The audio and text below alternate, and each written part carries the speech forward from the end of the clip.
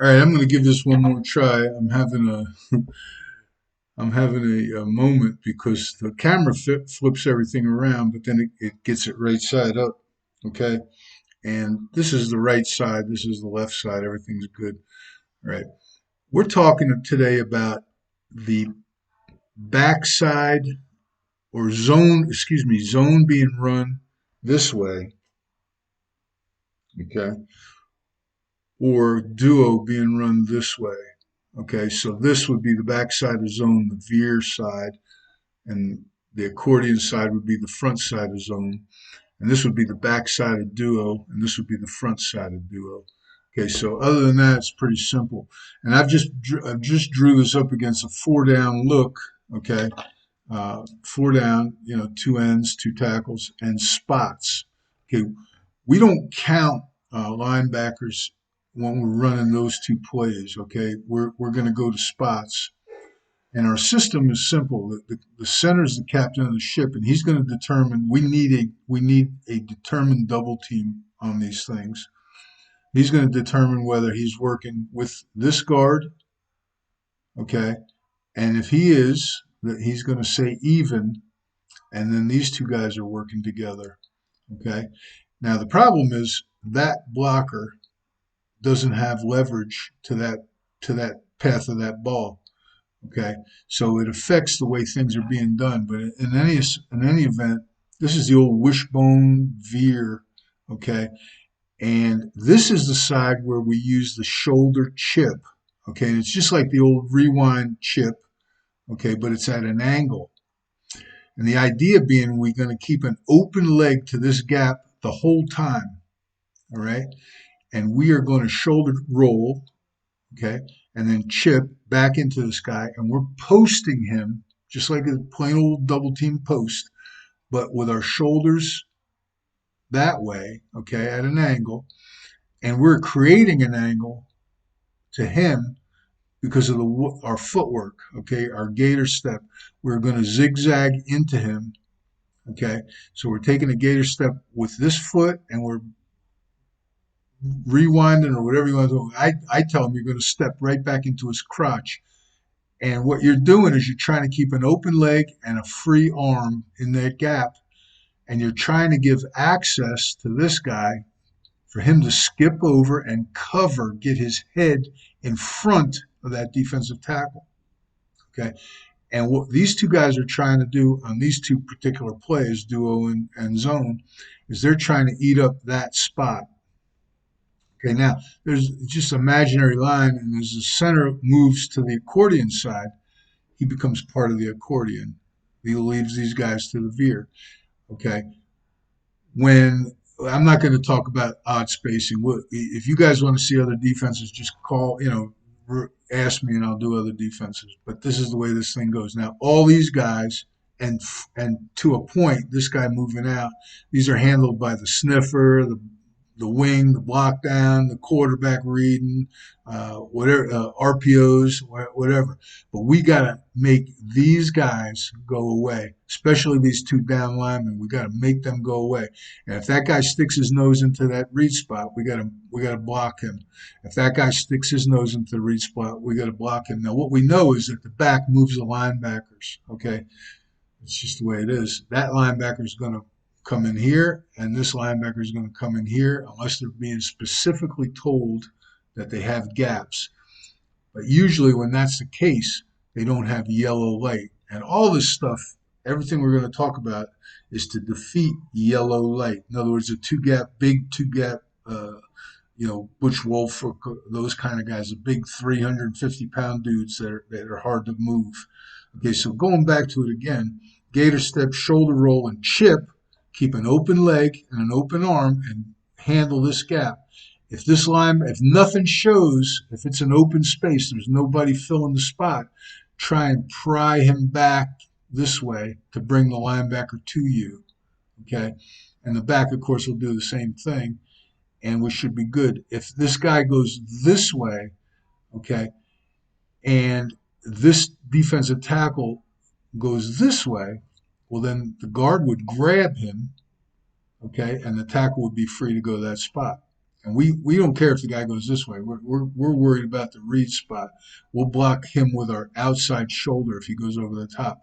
Now, if this defensive tackle skins going this way, either tries to skin the guard or whatever, remember the guard's not in a hurry. He's not in a hurry to get into the void. He's trying to be a post blocker. Okay. If this guy tries to skin it, he's got to get there. His job is to get to that guard more than it is to get to that defensive tackle. If he goes at the tackle, he's never going to get there. So we skip and open the leg that way. So everyone's got an open leg that way. Okay. The tackle's got an open leg that way to their gap. The guard's got an open leg. The center's got an open leg. This guy's got an open leg. This guy's got an open leg. Okay. And that open leg is deep enough to handle any skin.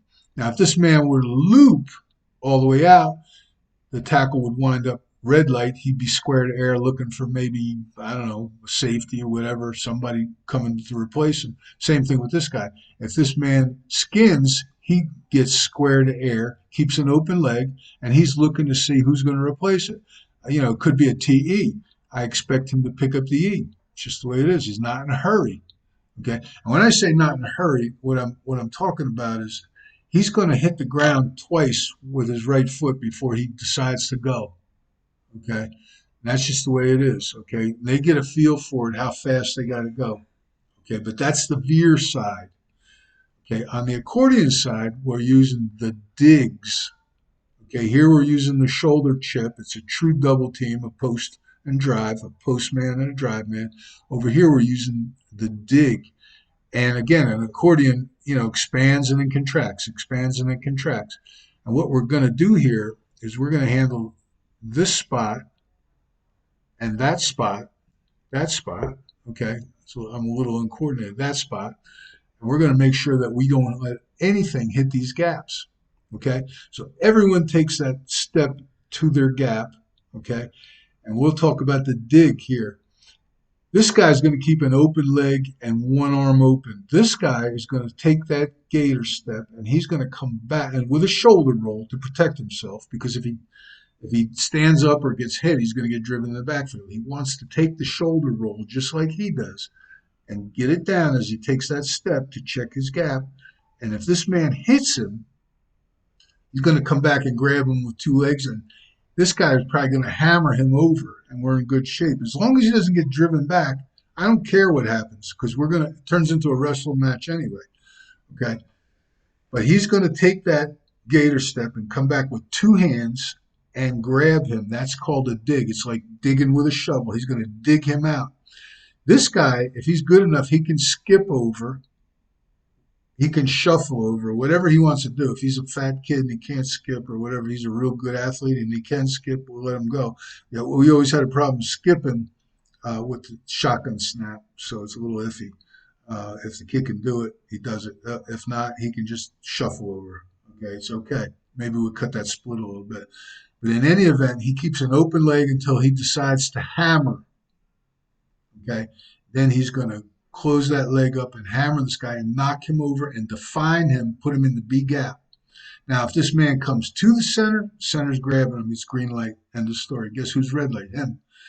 If both of these guys stick, okay, they're both green light. And guess who's red light? He's red light. He's checking this outside spot. If it hits, he's green light. If not, he's going to come back and try to dig that end and push him and push him to the linebacker. Okay. Once again, when you dig, you forget about your open leg. You're driving. It's just like you're turning yellow into green. Okay. It's when you dig, just get your hands on. I say grab them, and of course we're trying to flip them or tear them or whatever. Especially if we get a hammer, we like to tear them out. Okay. This is just a plain old match. Don't cross that guy's face unless he crosses yours. It's just the way it goes. Okay. These little things seem to have worked really well with young kids. Okay, it was a good, easy thing to do. The techniques made sense. It was really good. We didn't worry about the count or anything like that. We would use this on the front side of power too. Okay, there'd be some other things going on here, of course, but the only difference would be that guard would be going to that spot. Okay, I would expect him to go to that spot if no one hit his gap. Okay, that's the real difference. And of course, this guard's coming pulling for this spot. Okay, it worked fine. You know, the chip was really powerful. The dig was more of a, you know, you had to be a little bit of a man. Uh, but again, the footwork allowed you to do that, and the shoulder roll kept you from getting stalemated so badly. And of course, even if you do get stalemated, this guy's going to hammer this guy, knock him over, and you're going to tear him out. So we don't care about that stalemate because all we're trying to do is set the post and let him come and just drive him, pile drive him. And again, that should go this way to cover up the read spot, okay?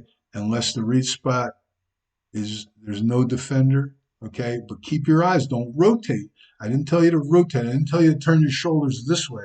I told you keep at best square, okay, and take it this way, okay? Simple stuff is over and over and over and over and over again. And you saw us train it. We used to train 2-on-1, but you you would kill the guy that was playing the defense for you. Okay, it was too violent. So we said, okay, we're going to chip. And if we get stalemated, as long as we have that open leg and that open arm, I'm good. And the dig, you see less stalemates. Okay, the big deal with this whole thing is the gator step and the shoulder roll to keep you from getting hit until you sort this out. Okay, and the best way I can describe our idea of being coiled and stunning people is, let's say you're a major league baseball player, you're at bat and you swing and miss. Okay, that's that's what we don't want to do. Okay, we're going to swing to a point and then we're going to rock up. Okay, I don't care if you hit anybody or not. You're just not going to lose your integrity. Okay, and you're going to rock up and you're going to know whether you arrived at green light, red light, or yellow light. Okay, and again, like I said, pounding these two guys, you know, it's not much of a game plan. But when you do it, when you punch it in there, these guys have got to feel the pain, and I think this does it. Okay, so take a look at it. You know, I mean, I'm not making any money on this, and I'm not trying to sell it to anybody. It's just guys that I care about. You know, they use this stuff, and we're good. Okay.